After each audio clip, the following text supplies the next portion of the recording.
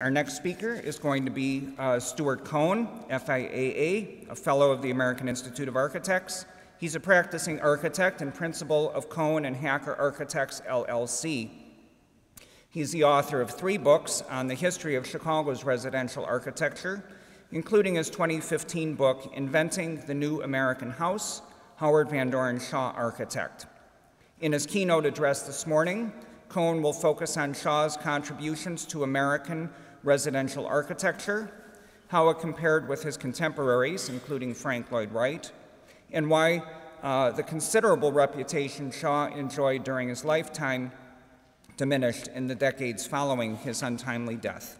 So at this time, I'd like to welcome Stuart to the podium.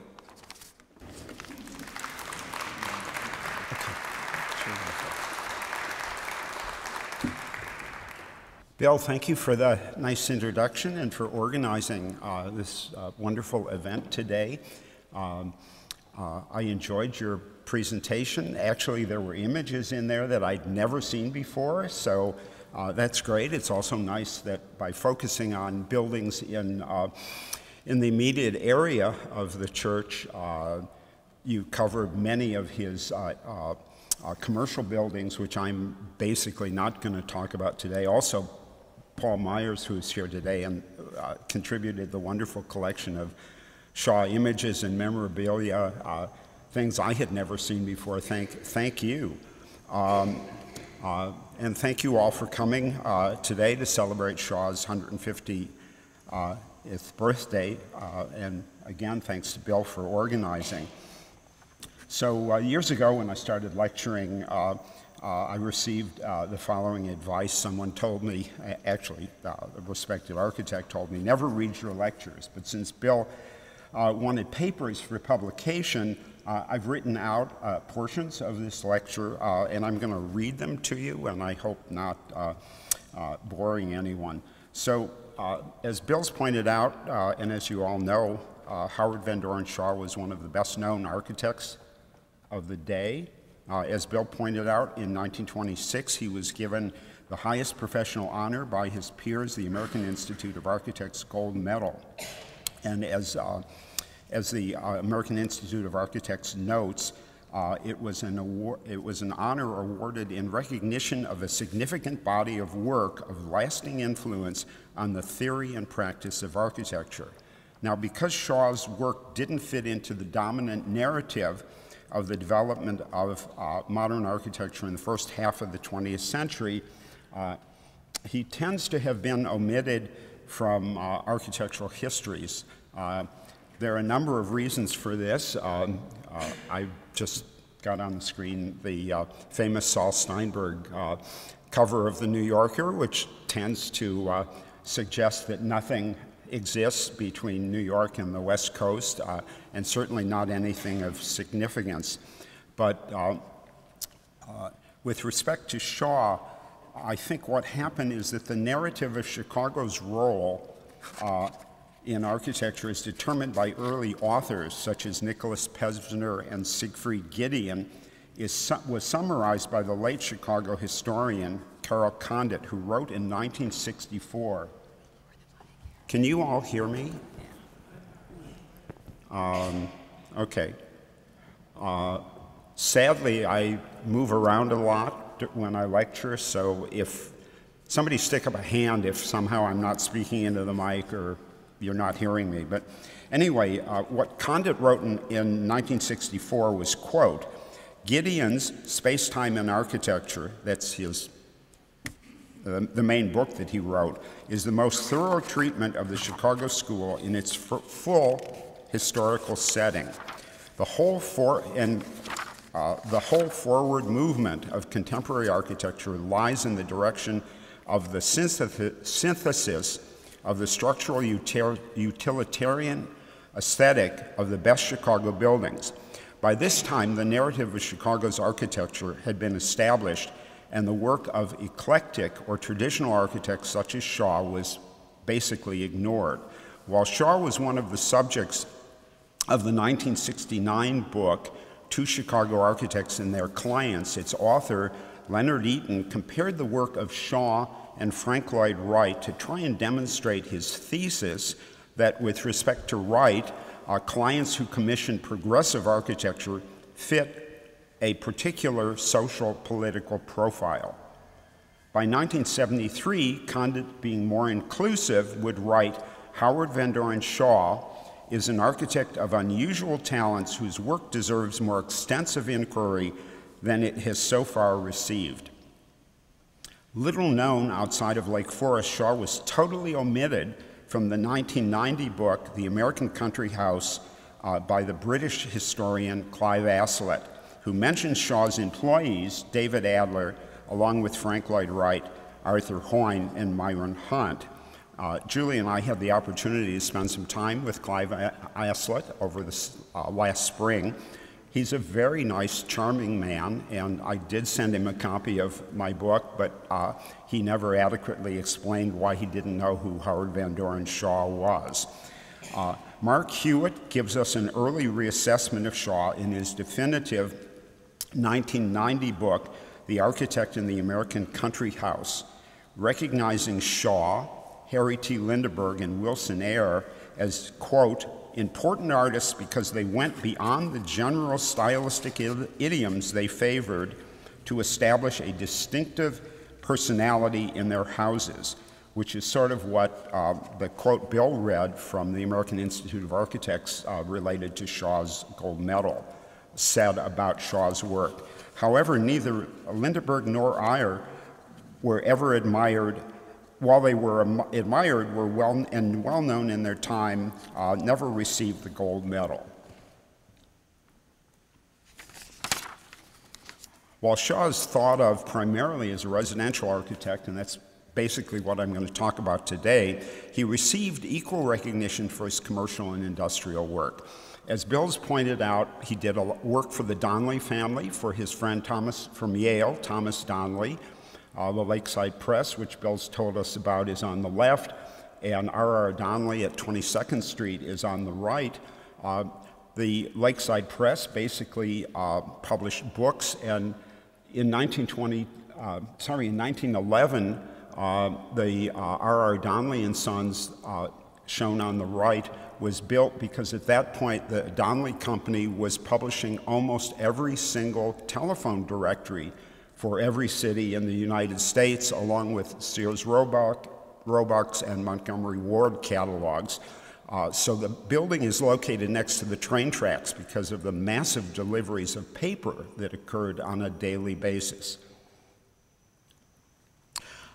Shaw's career with respect to the commercial and institutional buildings that he did is really interesting because they're all a result of his family contacts and Yale contacts, which Bill talked about a little bit. So he did a number of country clubs. In some cases, the country clubs are the result of residential work that he did. In other cases, it's the other way around. So the Portage Country Club in Ohio is done before he starts doing work for all of the board members and high-ups of B.F. Goodrich and Company, and the image on the right is the A.H. Marks house. Marks was the president of B.F. Goodrich at that time, and he also will do an office building for them both in Akron, Ohio, and on Lower Broadway in New York. The set of images below on the right-hand side is the Bensinger house, which was built overlooking Lake Michigan in Glencoe as a summer house, and then a few years later, Bensinger is one of the founders of Lakeshore Country Club, and they bought first the huge tract of land that is the golf course just west of Sheridan Road, and then acquired land on the lake where Shaw designed Lakeshore Country Club. He also did larger residential buildings. 1130 Lakeshore Drive was actually the first co-op building in the city of Chicago, and it was built for a number of his clients, residential clients in Lake Forest, as well as his older brother, Theodore Shaw Jr. So we see an image of the building on the left, and then of course Shaw was smart enough to reserve the top floor for his own city apartment. And as you can see, the virtue of having the top floor is that you get space that extends up into the attic of the building, which explains how he was able to vault the space that constituted his library, which is the image on the right-hand side. Shaw always lived in things that he built. So he builds initially a house for himself in Hyde Park, and then, of course, another 20 houses for people in that neighborhood, as well as the Quadrangle Club. He built the Mentor Building for the father of one of his childhood friends. And then in the early 20s, he builds another apartment building at 2450 North Lakeview, which he then moves into. So the image on the right is Shaw in front of his new apartment building and new home, looking very happy indeed to be there. Of course, his undisputed masterpiece is Market Square. Arthur Miller is going to talk to us about that. Art's found a trove of early developmental drawings for that project that are configured very differently from the final one. So I'm looking forward to Art's lecture. But the unique thing about Market Square is that it replaced a row of dilapidated buildings, and it is exactly opposite the train station. So it is the entry point and the point of civic arrival to the entire suburb of Lake Forest. And what interested me most about it is the two twinned or paired clock towers. The one on the left-hand side has a clock. The one on the right-hand side, which I think you'll see better in the next image, actually has a south-facing sundial on it. Those towers act as enormous gateposts, marking this civic point of entry. And the two images on the bottom, on the left-hand side, is Venice and the entrance to the Piazzetta, which is the forecourt to San Marco, which is the very center of Venice. And it's marked by two freestanding columns, which have on top of them the lions, which signified or were the emblem of the city of Venice. And on the right-hand side is A.H. Mark's house in Akron, Ohio. And Shaw frequently marked entry points both to properties and, in this case, from the lawn and the gardens into a courtyard by pairs of freestanding columns. Okay, so to better understand Shaw's work and his contribution to architecture and his relevancy today, we could begin with a quote describing Shaw and his work during his lifetime. Herbert Crawley, the editor of the Architectural Record magazine, wrote of Shaw in 1913, quote, "Mr. Shaw's houses possess to a very considerable extent the merit of being thoroughly livable. These houses are charming and inviting to a degree rarely exceeded in American domestic architecture, a fact which both justifies Mr. Shaw's success as well as accounts for it." In his 1926 obituary of Shaw, Chicago architect and historian Thomas Talmadge wrote, "Perhaps one might say of him, he was the most rebellious of the conservatives and the most conservative of the rebels." Looking back at Shaw's work with its English arts and crafts influences, it's hard to see Shaw as a rebel. Yet he was part of a group of architects that Frank Lloyd Wright referred to as the 18 who met regularly for lunch to discuss architecture. So here are pictures of Shaw and Frank Lloyd Wright at approximately, they're 2 years apart in age, but the photographs are at approximately the same time. And there's a sort of nice quote at the bottom of the slide where Wright says, described Shaw as one of Chicago's influential, admirable architects and one who has built some good houses and fine industrial buildings. Well, if you know anything about Wright, he never said anything nice about anybody. So that's interesting by itself.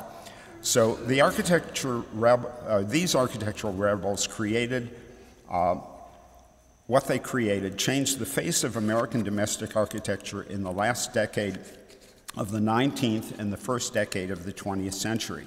We can understand the radical nature of this architecture from its description by Henry James, one of the most influential novelists of his generation, who had lived for many years in England.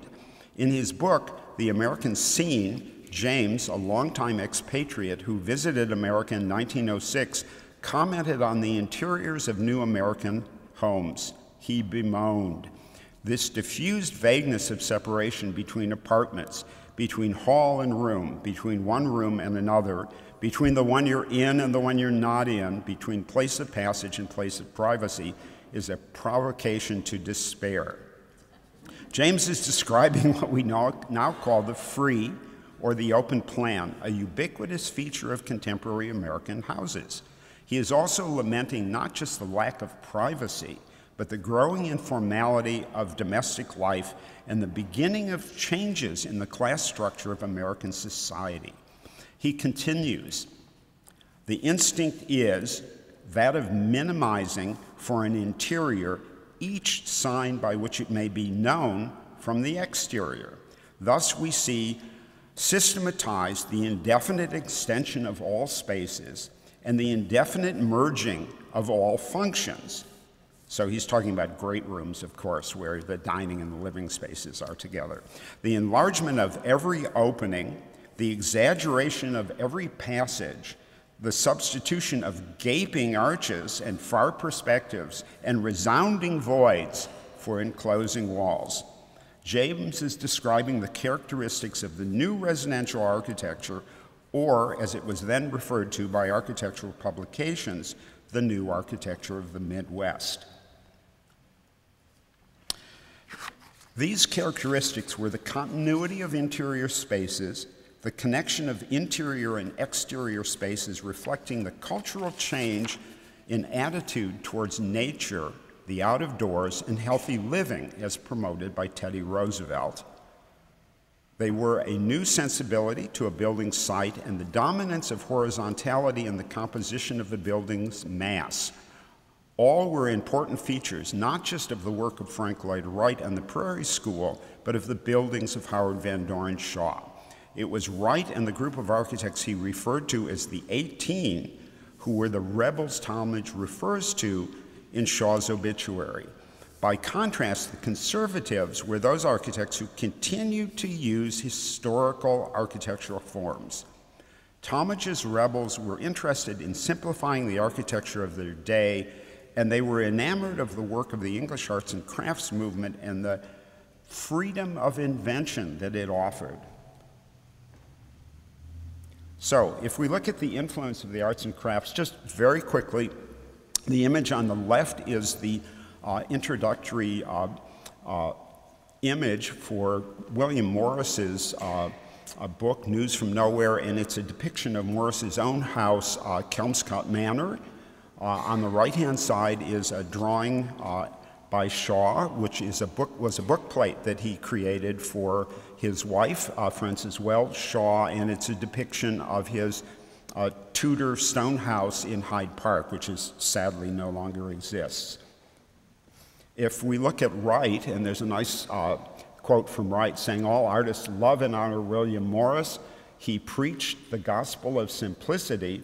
But if we look at Wright's work, there's a interest in and reflection of the arts and crafts. So the image on the top is an interior view from a house that Wright did in Buffalo, New York for the Martins, who were the owners of the Larkin Building and the soap company that it housed. And then on the bottom is a mural of William Morris's. I look at the chairs, look at the way in which the porch in the Morris mural opens through what appears to be a series of posts or colonnade to the outside, and you can compare that obviously to the image from Wright above. Shaw is equally influenced by, or perhaps even more influenced by, the English arts and crafts. Ann Sullivan's going to tell us a lot about Ragdale a little bit later today, but there was an image of Ragdale on the left, which was the vacation house that Shaw built for himself and his family. And on the right is a house that Charles Voysey built for himself and his family called the Orchards. You can note the similarity, the double gables, the way in which one end of the house goes from 2 stories down to a 1-story element. I think that Ragdale is far superior in design. I think the entryway is superior to the little kind of arched mouse hole of Voysey's home. The composition of the windows is better, and then what are we to make of the really awkward location of the huge chimney masses that protrude out of Voysey's design? While it's easy to look at these two side by side and say, oh yes, of course Shaw is here being influenced by Voysey, the reality is that Shaw's house was completed in 1897, and that Voysey's house wasn't completed until almost a year and a half after that. And to the best of my knowledge, while Voysey's work was well published in this country, particularly in the Chicago magazine, House Beautiful, which later moved to Boston, I've never found an example of the Orchards being published as a project rather than a completed building. So there's Shaw's house as it exists today, and of course, like most architects who build houses for themselves, their houses are part advertisement and part laboratory, so Shaw kept expanding and adding on to the house, which are the elements that you can see on the right-hand side. So he expanded the house in 03 and 05, and I think Ann will tell us more about that. What interests me particularly on the inside is the openness of the plan. This is the entry hall, and as you can see, the windows over the bench on the right-hand side are in alignment with the opening into the dining room. That opening is flanked by interior windows, and the view through the house is through the bay window in the dining room and then out to the garden. On the left-hand side is a shot in the dining room where Shaw designed the wallpaper, the andirons. The table is actually from his Lakeview apartment and was moved to Ragdale. But I've compared it here to Bailey Scott, who was a very well-known English arts and crafts architect, to his masterpiece, which is Blackwell in the Lake District. And again, it's interesting to note the way in which the hallway has interior windows which open, in Shaw's case, to the dining room, in Bailey Scott's case, to a grand hall, which incorporated the dining room. But again, these are really, for all intents and purposes, simultaneous developments of a shared idea. And then lastly, Shaw's living room, and you can see the way in which it opens both to the hall, to the inglenook, and to the outside through floor-to-ceiling French doors. So this idea of the extension of space is what that room is all about. So if we look at the whole idea of the continuity of interior spaces, and again, Henry James saying, or bemoaning the vagueness of separation between rooms, and we look then at Frank Lloyd Wright's house for himself in Oak Park and Shaw's living room, we get an idea of the way in which those, as the main rooms of the house, open to adjacent spaces. Part of the continuity through these huge openings in Shaw's living room is the wrapping of all of the woodwork and paneling. In Wright's case, what has always interested me about this image, which you can see, is that the wainscot, or each of the openings, rather than being cased, that is, having trim that completely picture frames the opening, the paneling, the wainscoting, actually turns the corner through the opening into the next room. So that idea of continuity in both cases is emphasized by the way in which the finishes and trim extend from one space into the next. What I'd like you to observe about this Frank Lloyd Wright interior of the Ward Willits house. It's a really complicated space. If you look at the way in which all of the beaming and the trim takes what is a large space and subdivides it, you get the room stepping in and then that beam making a space within the larger space. You get the trim on the ceiling and the lay light panels in registration with Wright's dining room table, with the high back chairs, which when you pulled them up would make a space around the table. And if you remember your solid geometry, if you've got all of the edges of a volume of space defined, then you actually perceive that space, which is what's happening as a space for the dining table within the larger space. If you look at the prow of the dining room at the end and then look at what happens in the ceiling, Wright's doing the same thing there. He's defining that as a kind of diamond-shaped or rotated volume of space within the larger space. In the same way, Shaw is creating this incredibly complex space in the Carpenter House in Lake Forest.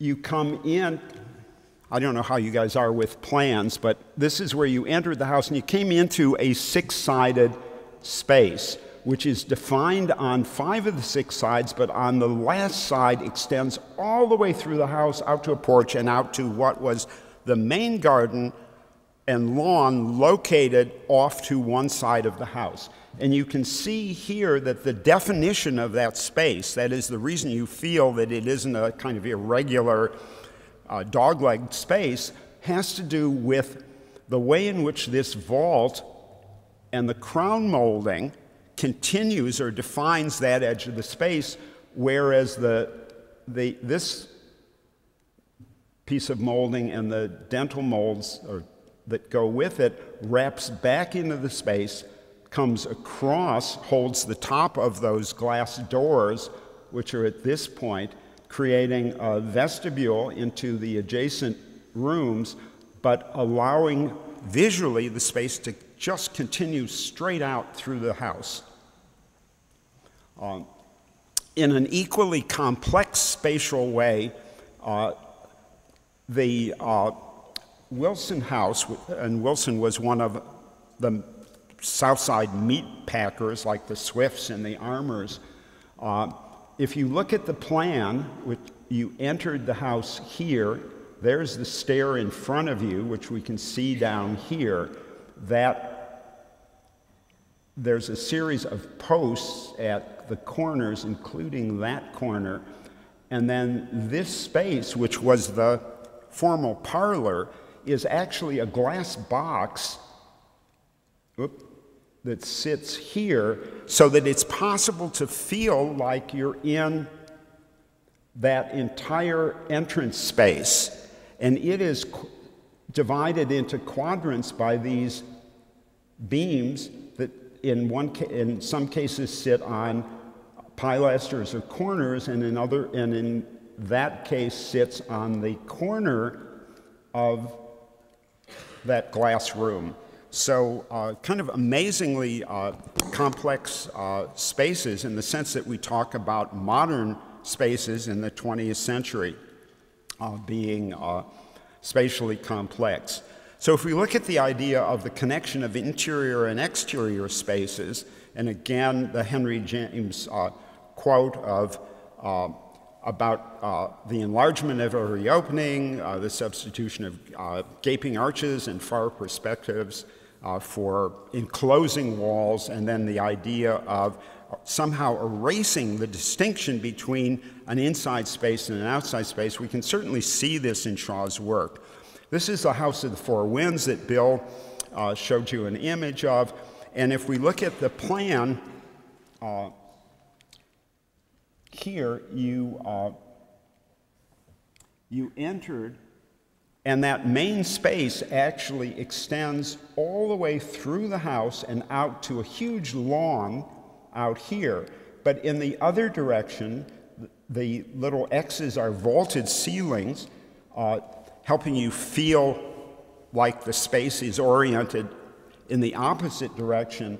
And there is a opening out through the house to the formal gardens. And here you can see Shaw's original layout for those gardens, and then the final layout.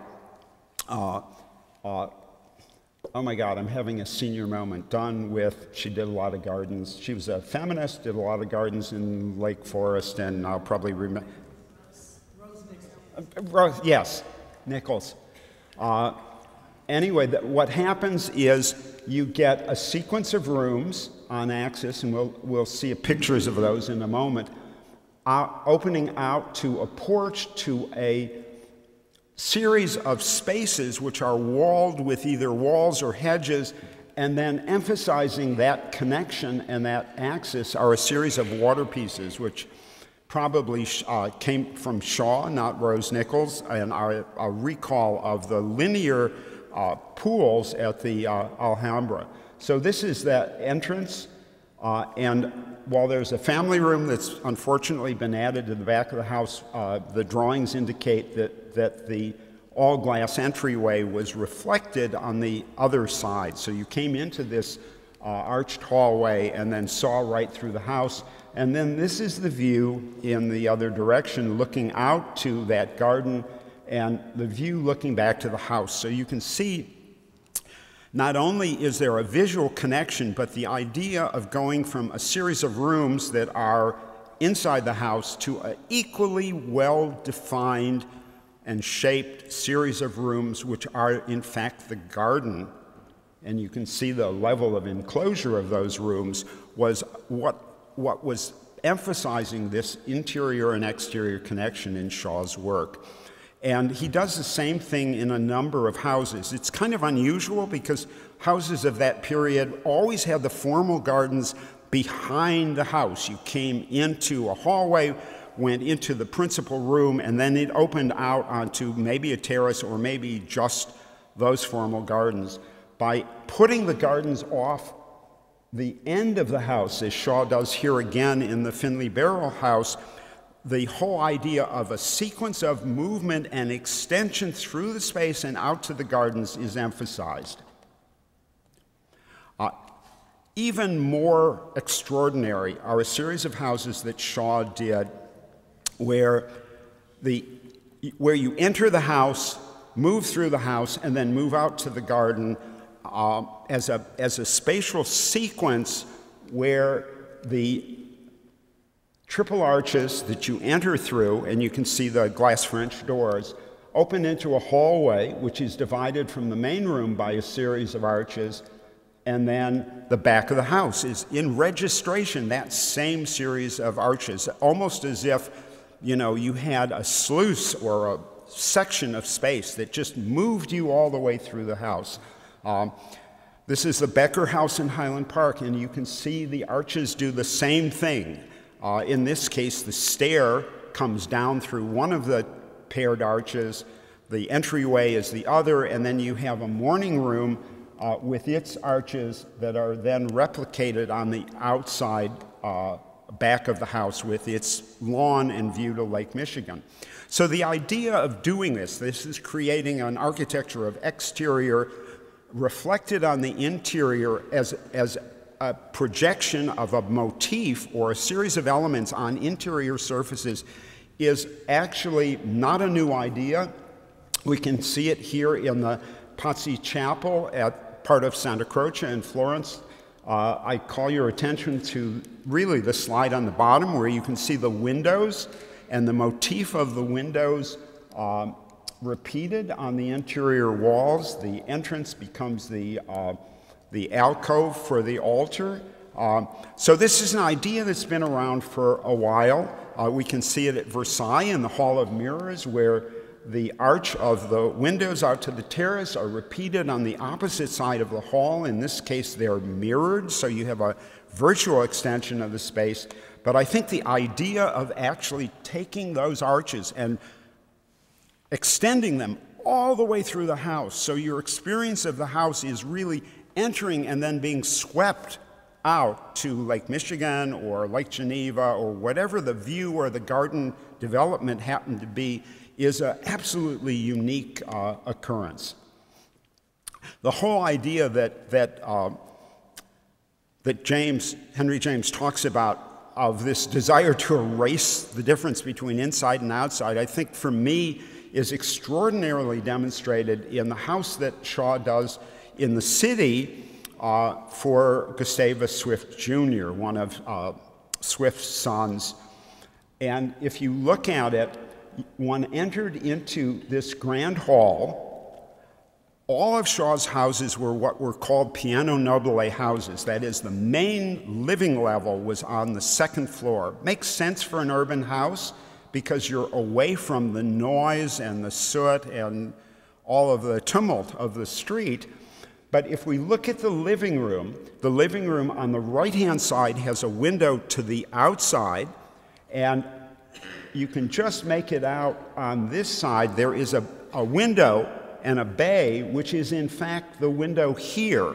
So the view on one side of the living room is really into this entry hall or atrium as if it was an exterior space.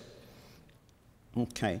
If we look then at one of the other features that were mentioned, or that I mentioned initially, the whole idea of the dominance of horizontality in the composition of the building, and you know, there are alternate theories. I think some of that comes out of the English arts and crafts, but the suggestion has always been made that somehow Midwestern houses reflected the horizontality and the flatness of the prairie, particularly the prairie school buildings.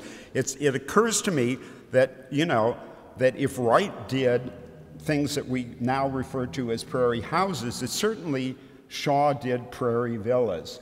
So the top are two Wright houses, his famous very early Winslow house and the Hurley house in Oak Park, and you can see their characteristics.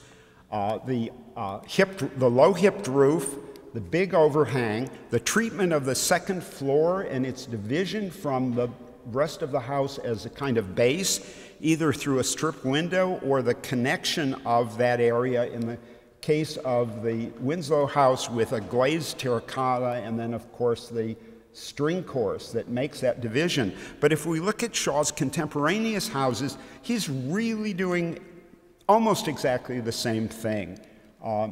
The Clayton Mark house in Lake Forest has a string course. The upper windows are connected by a very delicate brick patterning, which is hard to see in this photograph. And then this house in South Bend is doing very much the same thing, as are many of Shaw's houses. What Shaw does that Wright doesn't do, except perhaps with the extension of the central chimney, is that he compositionally centralizes the houses. Here Wright's got the entrance on center a la Louis Sullivan. Shaw has a recessed entry, much like Ragdale, that emphasizes the center of the house, but then he will add dormers as elements to call attention to the fact that the house is really laid out about that dominant center. Years ago, I wrote an introduction to a book, really a catalog of Shaw's work that Virginia Green did, and at that point I said that maybe one of the reasons Shaw wasn't better known is that unlike somebody like Wright, he didn't actually invent a style of architecture. There's no characteristic look that you can immediately identify as Shaw's work. But I kind of want to take that back, because I think that if you look carefully at Shaw's houses, there are features, in many cases really idiosyncratic features, that identify Shaw's work rather than a kind of overarching attempt to invent a style like Mies or Le Corbusier, or for that matter, Frank Lloyd Wright. So I want to talk about some of those characteristics, things like fruit baskets, quirky things like putting windows in chimneys, combinations of both classical elements and things that really were vernacular in terms of house form, and then his overall attitude towards the composition, both of, not so much of masses of the building, that is the overall form of the building, but the way in which windows were disposed. So when I first started looking at Shaw, a friend of mine said, "Oh, you can always tell a Shaw building because it's got fruit baskets." So, and Bill did a fruit basket composition on the buffet tables and asked if I thought it was historically correct, and I said, "Oh my God, I've never noticed. Does he always have a banana, and is it always in the lower left-hand corner?" But the presence of fruit baskets in really weird and unexpected places typifies Shaw. In this case, this is a house in the woods, which is on Lake Geneva, and there are a series of arches, and they have as their keystones fruit baskets. So the two bottom images, the one on the left actually shows a real keystone, and it was the last piece that was set in place to get the arch to function structurally. But it becomes a decorative element in the Renaissance, so you get things like this lion head, and then ultimately Shaw making fruit baskets. So, I mean, here are the windows in the House of the Four Winds, and they're not even arched, but Shaw emphasizes them by putting fruit baskets over them. That same motif shows up on the inside of the House of the Four Winds. This is, again, the garden view from House of the Four Winds. I don't know if you can see it in the slide, but there's a little fruit basket up there. This is the house with the arches on Lake Geneva, the house in the woods. It's the main entrance, which is actually off a porte cochere into a courtyard, but more fruit baskets. Of course, Market Square. Not only do we get fruit basket, but we get, by the way, a fruit basket is, like pineapples and acorns, a symbol of hospitality as well as a symbol of abundance. And we get the other main symbol of abundance, which is the cornucopia. How appropriate, since this was originally a bank building. And then Shaw in the center has an oak tree. Seems fitting for a bank building. Solidity, sturdiness, longevity, and as Bill pointed out, Shaw liked to sort of identify his presence, so the roots curl into and form the initials. Can you see it? H and S for Howard Shaw. Some more fruit baskets. This is the interior of the Carpenter house, which we saw before. So there's a fruit basket sitting there. There's decorative fruit baskets in the Scott house. On the interior, that's probably enough fruit baskets. With respect to Shaw's sense of composition, he puts these little windows in the chimney, exactly where you would suspect the chimney flue is going up. Of course, you know, the fireplaces probably didn't draw as well as they should, and, you know, it's not a big deal to ask the mason to simply offset it so you can stick a window there, but they're really kind of shocking and unexpected, but they're also functioning as elements that make a very strong center to the facade visually.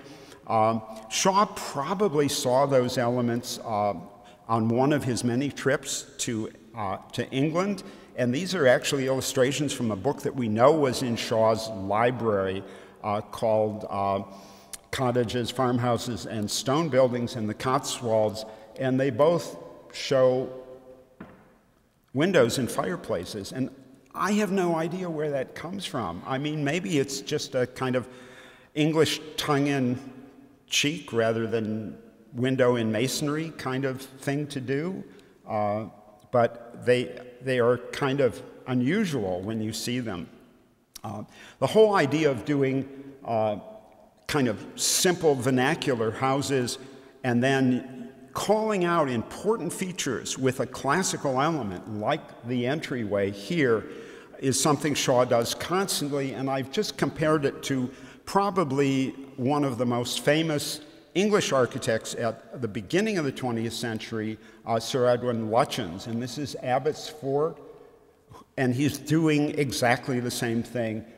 This is Shaw's Swigert House in Evanston, which is visible on Sheridan Road. The Scott House, later the I. Newton Perry House in Lake Forest, which is the same thing. It's just this big masonry block with a hip roof, and it gets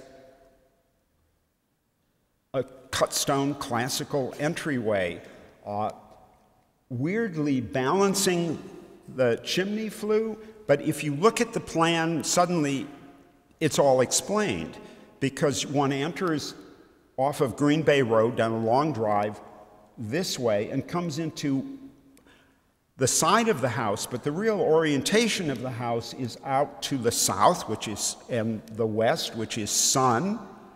And also you have to remember, when this house was built, that was prairie. It was probably a gorgeous view that extended literally forever. So the interesting story about this house is that Perry only lived there for a couple of years before going to Connecticut, Scott only lived there for a couple of years before moving to Connecticut, sold the house to Perry. Perry came to Shaw and said, you know, I want a ground floor library and I'd like another bedroom on the second floor. Will you expand the house? And I think probably Shaw didn't want to do it, but decided that somebody else would make an even worse mess of it. So he gave the work to a young architect in his office named David Adler.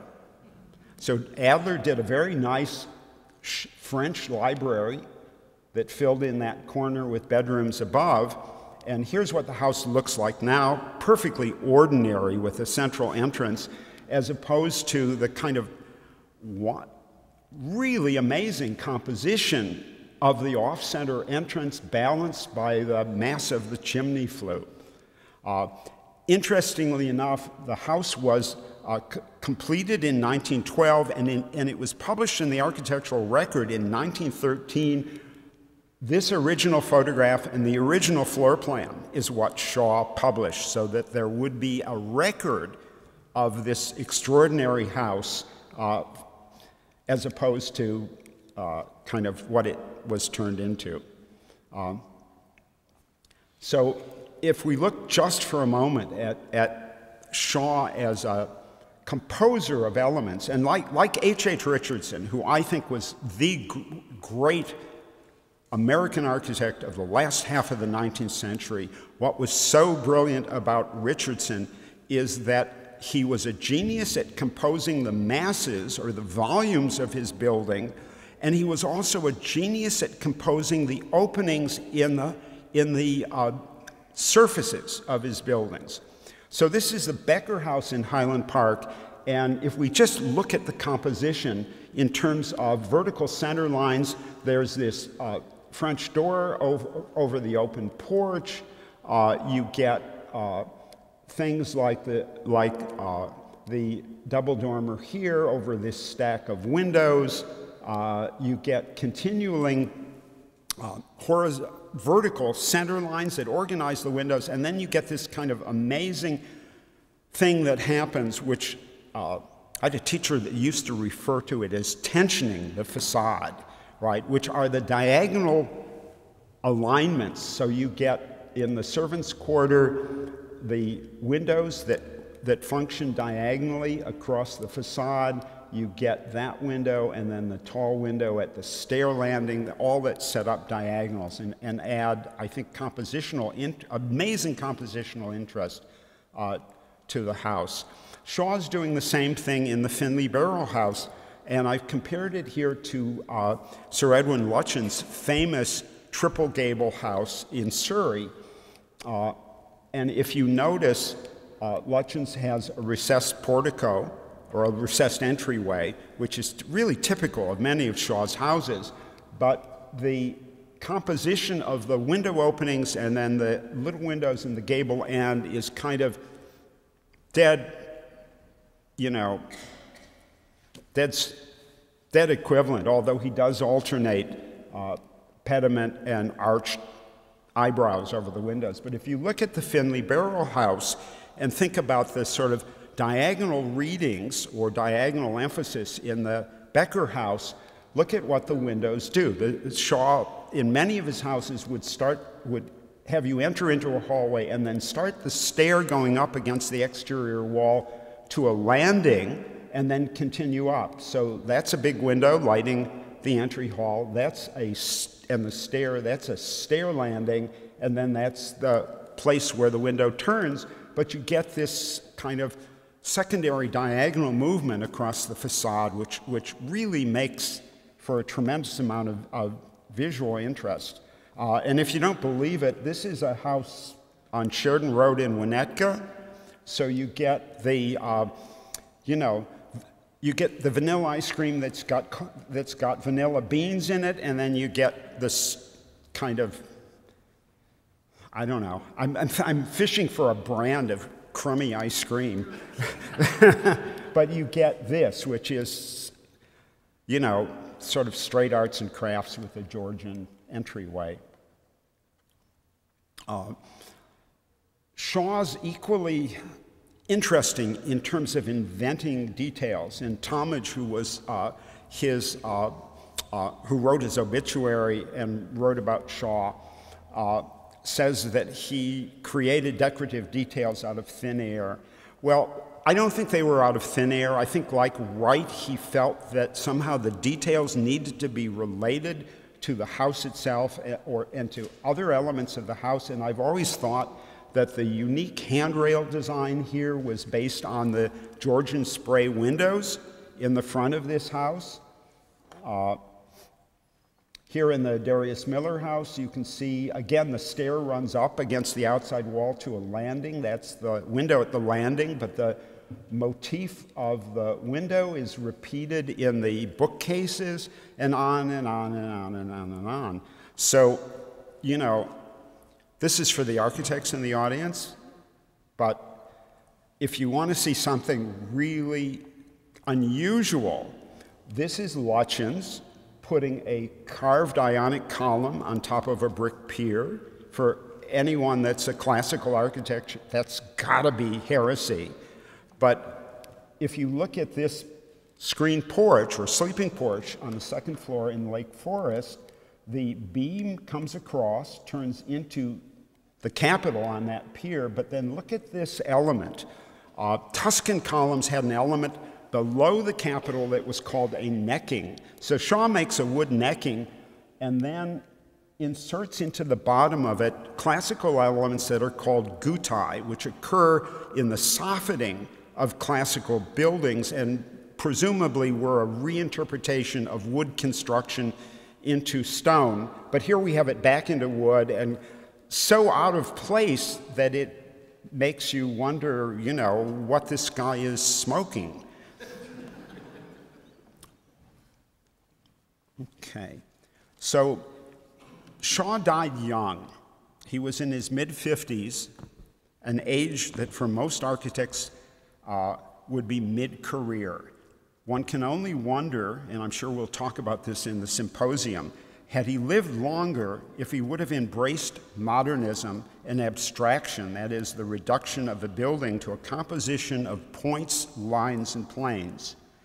Or would he have reaffirmed the belief that architecture is a representational art, speaking to not only the purpose of a building, but the values and aspirations of society?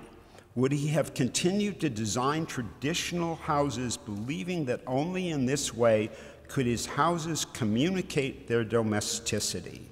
So this is the last image I'm going to show you, and it's of Shaw and his daughters out for a walk at Ragdale. Or since this is the conclusion of my remarks, they could be walking off into the sunset. So before I conclude, I just want to remind you or urge you to, if you don't have a copy, buy my book on Howard Van Doren Shaw's houses, which is still available from Amazon, your local bookseller, or for full price from Monticelli, the publisher, on their website. Thank you very much.